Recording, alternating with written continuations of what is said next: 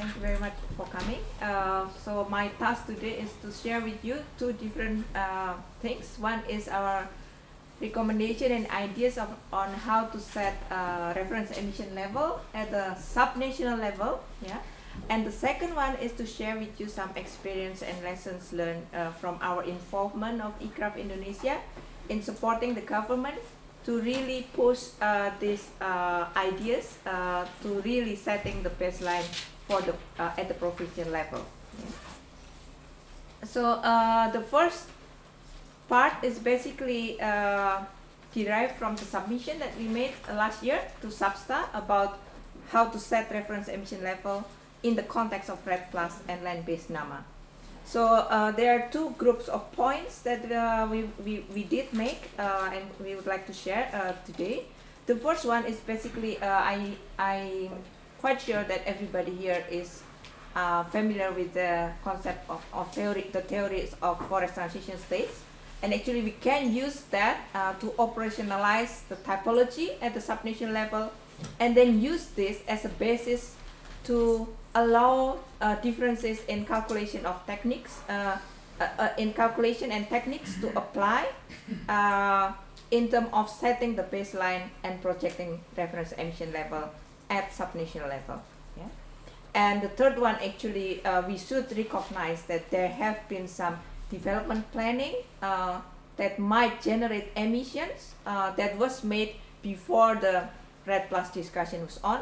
So we should recognize that as something that be part of the baseline scenarios.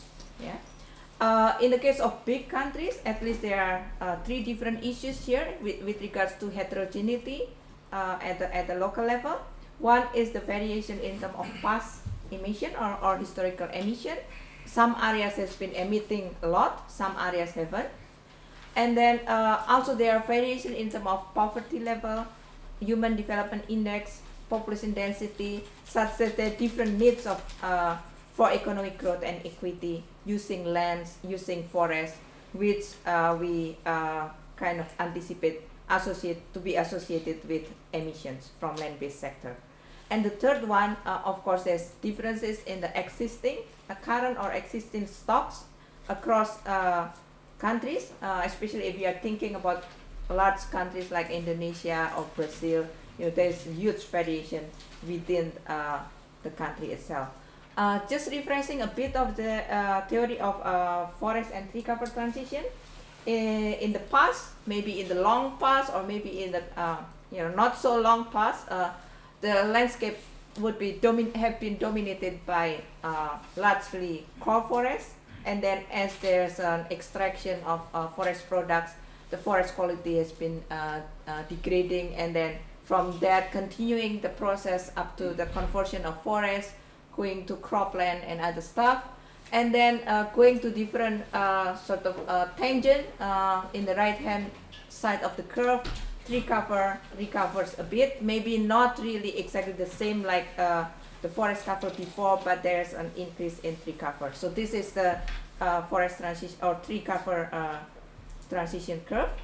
And with regards to Indonesia, as an example here, we have a wall-to-wall land cover maps of our different time series, and using some sort of cluster analysis, basically we can classify it. We can come up with a typology. In this case, is 7 types of forest transition states at the district level of Indonesia. You can see the dark green one is where the undisturbed forest is still dominating the landscape. And as you go to the red and blue one, it's going to more into peri-urban and urban areas. And basically, if you are not familiar with Indonesia, these areas basically is the island of Java. Basically, with regards to land, it's only 7% of the whole Indonesia, but it's populated by 60% of Indonesia population, which is about 240 million people. Yeah, so 7% as opposed to 60%. Yeah, so the population density is really hugely variable. Yeah, and in this case, each district can really fit into this forest transition curve. And with regards to this as well, we do propose a methodology for setting baseline. So we think that the green part, the green districts in which undisturbed forest still dominating, usually these areas has very low population density, very high poverty, human development index usually is very low. So in this case, we sort of think that forward-looking baseline scenario in terms of land use land cover changes is appropriate in projecting reference emission level. And as we go here, we sort of think that we have to be really more conservative in terms of allowing what sort of reference emission level can be applied. Yeah, logically, as we go to that side, then the reference emission level should be lower and lower. And as we go to the other side of the curve, we propose to use reference level rather than reference emission level. In that case, we change from gross emissions to net emission. We also consider the sequestration. Yeah. So back to this. We kind of propose there are different sort of ways to set baselines at the district level for Indonesia. Yeah. This is just one example of the island of Papua, in which the population density is very low. Mostly undisturbed forests are still dominating the areas. But there has been an existing development plans. For example, you see the right-hand part of the slide. Those are the polygons of the plans of developing plantation forests, estate crops, croplands, energy for mining with regards to coal, etc. Yeah. So there has been some plan like this. And this we think should be taken into account when people set the baseline scenarios. Yeah. But in the part of the other part of the country, we actually think that the driver sort of analysis should be really the dominant sort of analysis to set the baseline scenario with regards to projecting reference emission level.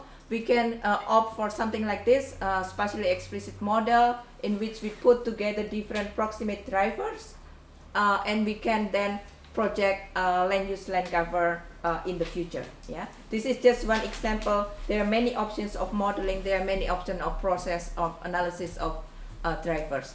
With this, we go with the second group of the points that we would like to make. This is somehow quite trivial, we think, in terms of theories. Yeah, you know that the forest definition is not really there, so people use it very loosely. Like the government of Indonesia, basically in the beginning, think that using deforestation rate only as the reference level is enough. Yeah, but then without really having the clear definition of forest, you'll be really doomed. Yeah, for example, if we use different definition of forest in Indonesia, you can go to, in the past, Indonesia would have been deforesting with the rate of minus 0.5% to 3%. Yeah, so we could be as well already reforesting. We can join the group of Vietnam and India, or we can still be looked at as still being deforesting, depending on the forest definition. So unless we can be really clear about the forest definition, let's forget about using that as a reference level. And also the second thing is people in the beginning was thinking that extrapolating the historic emission, the magnitude of historic emission, and anticipated to be the same in the future will be enough in terms of setting reference emission level. That would be a sort of based on a false assumption that the stock remains the same. Yeah, so I'll discuss a bit later here. So rather than really extrapolating the magnitude of loss of forest that has happened in the past to be the same in the future, we actually keep the deforestation rate. Yeah, it's the rate rather than the magnitude, because the existing forest going lower and lower, going down every year. So that's why if we apply the magnitude, the absolute magnitude or the size that of the forest loss, then in the end you can go to a negative forest. So you keep still deforesting, assuming that you still be deforesting while there is no forest any longer. Yeah. Yeah. So now we move to the second part of the talk, which is this will be very quick. This is the experience and lessons learned from us, a team of ICRAF colleagues in Indonesia who really support working together with the government of Indonesia to help them at the province level to come up with an action plan for mitigation. So basically this is the framework. We use the base year of 2000 to 2005, define the historic emission, and then define the reference emission level, and from there trying to find what are the mitigation activities that are potential, and then develop the projection of emission reduction. I'll just skip this.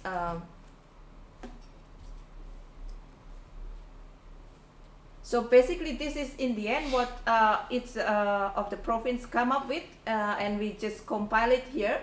So this is the reference level, which is a cumulative of CO2 equivalent per hectare up to 2020. Yeah, you can see the shaded areas are those province that has some peatland. So peatland is also taken into account too with regards to land-based emission. So you can see there's differences. There is a kind of huge variation in terms of per unit reference emission reference level.